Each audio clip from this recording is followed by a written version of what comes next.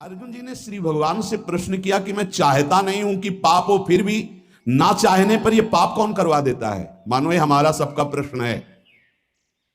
अथ केन प्रयुक्तोयम पापम चरति पुरुषः अनिच्छन्नपि वार्ष्णेयो बलादिव नियोजितः।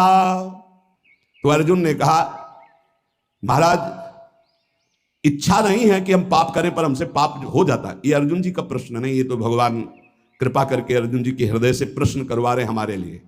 जैसे कई लोग प्रश्न करना तो नहीं चाहता पर पाप हो जाता है, पाप करते हैं। चाहते नहीं पर पुनः पता नहीं, ऐसा लगता है कि कोई हमारे ऊपर सवार हो गया, हमसे करवा लिया। अथ केन प्रयुक्तोयम पापम चरति पुरुषः अनिच्छन्नपि वार्ष्णे बलादिव नियोजितः। हे वार्ष्णे, ना चाहता हुआ ये मनुष्य जबरदस्ती जैसे कोई पाप करा लेता है।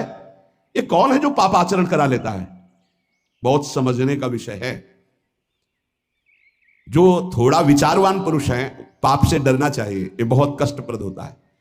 वो पाप नहीं करना चाहते, अनिच्छिन्न, उनकी इच्छा नहीं कि हमसे कोई ऐसा पाप बने, पर पाप कर्म कर बैठते।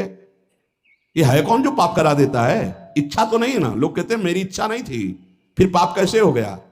तो हम मानते हैं कि आप विचारशील हैं, पाप नहीं करना चाहते, पर भीतर जो पाप कराने की इच्छा है उसको तुमने देखा? क्या है पाप? भोग भोग करके सुखी होने की इच्छा। भोग भोग करके सुखी होने की इच्छा, इसको तुमने नहीं देखा? यही पाप कराती है। भोगों में सुख है, ये जो तुम्हारे अंदर बैठा हुआ यही पाप करा रहा है।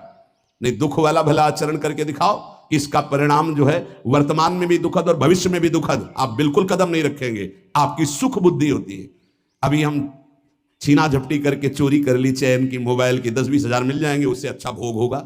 चोरी, हिंसा, व्यभिचार, जुआ, जो भी निषिद्ध कार्य होते हैं, अंदर से सुख की लालसा होती है। अनिच्छिन्न केवल उसका यह कहने का है कि वैसे मेरी पाप करने की तो इच्छा नहीं थी, लेकिन भोग सुख की इच्छा ही पाप का मूल है। बलादिव नियोजित। अर्जुन जी कह रहे हैं फिर ये बलात् मुझसे कौन पाप करवा लेता है? मेरी इच्छा तो पाप करने की नहीं। ये संसार में सुख है, भोगों में सुख है, अंदर जिसके ये बैठा है वो पाप किए बिना रह नहीं सकता। जैसे दुर्योधन भगवान को कह रहा है कि जानामि धर्मम न च मे प्रवृत्तिर, जानाम्य धर्मम न च मे निवृत्ति, केनापि देवेन हृदय स्थितेन यथा नियुक्तोस्मि तथा करोमि। केशव, मैं धर्म को जानता हूं पर उसमें मेरी प्रवृत्ति नहीं है। मैं अधर्म को भी जानता हूं पर उससे मेरी निवृत्ति नहीं है। ऐसा लगता है कोई देवता मेरे हृदय में बैठकर करवा रहा है, क्योंकि मैं धर्म जानता हूं। वो देवता है सांसारिक सुख भोग की प्रबल इच्छा, और कोई देवता नहीं। दुर्योधन ने जिसे देवता कहा यही काम है, यही भोग इच्छा है। मनुष्य विचार पूर्वक जब तक इस भोग इच्छा का त्याग नहीं करेगा तो वो नहीं चाहता कि पाप हो, पर उससे बलात् पाप होंगे भोग इच्छा से। इस भोग में सुख है। केन प्रयुक्तोयम पापम चरति अनिच्छ।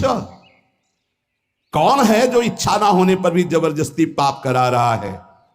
श्री भगवान कह रहे काम एष क्रोध एष रजो गुण समुद्भव महासनो महापापमा विद्धेन मिहि वैरिणम।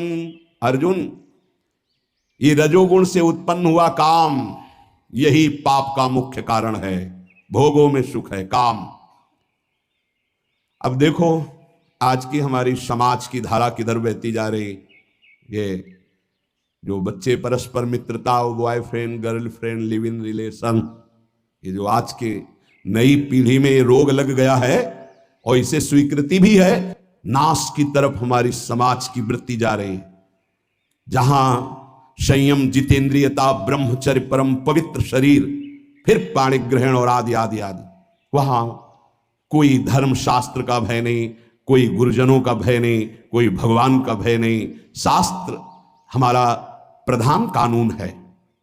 वेद, पुराण, पौराणिक, ब्रह्म ऋषि, ये हमारे परम कल्याण के लिए जो सूत्र बोले, ये अगर हम वैदिक सिद्धांत, शास्त्र सिद्धांत, गुरुजनों की वाणी की वृत्तियों को नहीं पहचानेंगे, नहीं सुनेंगे, नहीं समझेंगे, तो हमारी वृत्तियां हमारा नाश कर देंगी। कौन है जो ये पाप करा रहा है? तो भगवान कह रहे हैं रजोगुण से उत्पन्न हुआ ये काम ही पाप का मुख्य कारण है, और यही क्रोध रूप में परिणित हो जाता है। बहुत खाने वाला महापापी, ये बैरी बहुत ही नाश करता है। इस विषय में सबसे बड़ा दुश्मन ये काम है। ये रजोगुण से उत्पन्न हुआ है, ये राग से काम उत्पन्न होता है। बहुत बहुत इसको सीमा में किया गया है। भगवान ने आगे वर्णन किया है कि धर्मयुक्त काम मैं हूं। भगवान धर्मयुक्त काम मैं हूं। पाणिग्रहण संस्कार करके घर गृहस्थी में संतानोत्पत्ति के लिए जो चेष्टा है, काम चेष्टा, वो धर्म में बांधकर निर्विकार होने के लिए, उसे बेविचारी बनाने के लिए नहीं है कि एक सीमा में बंद करके एक ऐसे शास्त्रीय पद्धति के अनुसार चलने से निष्कामता आ जाए। किसी धर्मपूर्वक एक को स्वीकार करके जब तो घृणा हो जाएगी। आप देख लेना, ये जब से मोबाइल आया और इसके दूषण वृत्तियों को स्वीकार किए तो हमारी नई पीढ़ी बहुत हानि को प्राप्त हो गई। जो नए सिद्धांत अन्य जनों के आए, अन्य प्रांतों के देशों के, वो बहुत हानिकारक हो गए। ये भारत है, ये धर्म देश है। शांति प्राप्त करने के लिए विदेशी जन भी हमारे धर्म गुरुओं की शरण होते हैं, हमारे देश के सिद्धांत, धार्मिक सिद्धांत को स्वीकार करते हैं। देख लीजिए, धोती, चोटी, माला वो धारण करते हैं, और उनका उतरेल हम धारण करते हैं। फटे यहां से पैंट, जान दिख रहे, अरे सिल लो भाई। बोले नहीं, वो बड़े आदमी का फैशन है। अरे वाह भाई, गांव में तो अगर कहीं फट जाता था तो कहते तुम्हारा कपड़ा फटा, सिल लो भाई। तो चलो गरीब आदमी वो सिल लेता था। आज बड़े आदमी होके फाड़ के घूमते हैं, है? नहीं, यहाँ से एक दो बार तो हमने भी पूछा, तो फिर इन लोगों ने बताया टोकना नहीं। क्यों? बोले ये फैशन है। तो हमें लगा कि अच्छा, हम तो कहने वाले थे भैया तुम्हें पता है तुम्हारा पैंट फट गया है। अरे शरीर ढकने के लिए वस्त्र है, वस्त्रों का प्रयोग। यहां फटा, यहां फटा, जितना फटा उतना बड़ा आदमी। तो हमें लगता है कि ये तो बहुत मतलब विचित्र कोटि की बुद्धि है। कपड़े पहने जाते हैं तन ढकने के लिए, फट गए तो सिल लिए जाते हैं। बोले जितना फटा उतना महंगा। भाई बुद्धि भ्रष्ट है। फिर तो आप जाके बाजार में फटा कपड़ा लाते हो और पहनते हो। अब नवीन बोले विदेशी, मतलब तो हमें लगता है कि हमें अपने भारत देश का जो धर्म है वो शांति प्रदान करता है। क्योंकि शांति लेने के लिए आप काशी में जाइए, आपको लाखों विदेशी जन मिलेंगे जो धर्म गुरुओं के चरणों में बैठ करके हमारे मोक्ष सिद्धांत को, ये सिद्धांत कहीं नहीं मिलेगा आपको। जीवन मुक्तता, परमहंस अवधूत मोक्ष पदवी या भगवत प्रेम, ये आपको यहीं मिलेगा। नहीं, नर्क स्वर्ग की बात है, इसके आगे तक की कहीं बात नहीं है। अगर मोक्ष पदवी, जीवन मुक्तता, तो ये यहां की बात है। ये काम बचपन से जहां थोड़ी चेतना जागृत हुई तो ये राक्षस सवार हो जाता है बुद्धि में। अब भय धर्मशास्त्रों का, गुरुजनों का, समाज का, तो इस राक्षसी प्रवृत्ति को शासन में रखा जाता था। अब वो भय नहीं रह गया। हम कहते हैं अगर मित्रता करो तो आजीवन निर्वाह कर ले जाओ। उस मित्रता को चलो भाई, भगवान जैसा युग धर्म के अनुसार तो कम से कम एक का जीवन स्वीकार किया तो आजीवन उसी को स्वीकार करे रहो। ये कामेश, क्रोधेश, रजोगुण समुद्भवा, रजोगुण से उद्भव प्रकट होने वाला ये राग, ये काम ही महान पापी है जो क्रोध रूप में परिवर्तित होकर के नाना प्रकार के हिंसा द्वेष प्रकट कर देता है। ये काम क्रोध में परिणित होता है। ये काम महापापी कभी ना अघाने वाला। इस विषय में तुम इसको महान दुश्मन जानो। ये कभी तृप्त नहीं हो सकता। चाहे सैकड़ों शरीरों को भोग लो, चाहे लाखों शरीरों को भोग लो, ये पाप के सिवा कुछ नहीं करवा सकता। ये केवल वासना बढ़ती रहती है। वासना अब की बार, शायद अब की बार, इस अवस्था में नहीं, इस शरीर में, इस शरीर में नहीं, इस भागता घूमता है। अनंत काल हो गए हमको भटकते भटकते। इसको समझना है। हमारे अंदर जो भोगों में सुख बुद्धि बैठी है, हम चाहते हैं बाहर से कि पाप न हो, पर अंदर से चाहते हैं कि सुख है, इसलिए हम भ्रष्ट हो जाते हैं। इसलिए हम नाना प्रकार के पाप कर बैठते हैं। इसलिए ना चाहते हुए भी हमसे हिंसा, पाप आदि दोष होते हैं। इस विषय पर विचार करें। कोई भी पाप करने वाला भगवत मार्ग का चिंतन, अनुसरण करने की सामर्थ्य खो देता है। यदि सत्संग मिले तो पुनः हिम्मत बनती है, हम आगे बढ़ते। तो सत्संग मिला, हिम्मत बनाओ। अब लो नशानी, अब ना नशेयो, जो हुआ सो हुआ। आगे से सावधान होकर हम इस पर विजय प्राप्त करने आए। देखो, जैसे कोई हार गया तो घृणा बुद्धि से नहीं देखना चाहिए। साधक है, युद्ध है, उसको प्रोत्साहन देना चाहिए, ना कि निराश करना चाहिए। आप सब साधक हैं, आप सब भगवत मार्ग के पथिक हैं। अगर कभी चूक हो जाती है, कोई फिसल रहा है, तो हमें दौड़कर उसे उठाना है, ना कि ताली बजा के हंसना है। ये बहुत बड़ा शत्रु है। किसी को कभी भी चूक हो जाने पर फिसल सकता है, हमको रोकना है।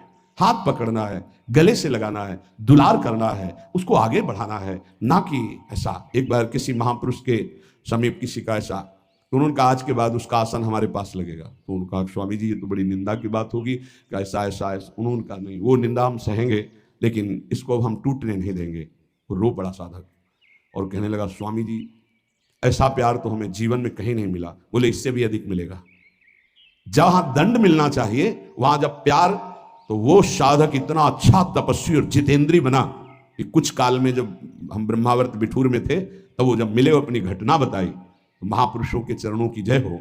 जो अगर उसी समय वो उसको कह देते जाओ मैं त्यागता हूं, तो साधक टूट जाता, बिखर जाता, क्योंकि अब उसको लगता अब क्या सब गया।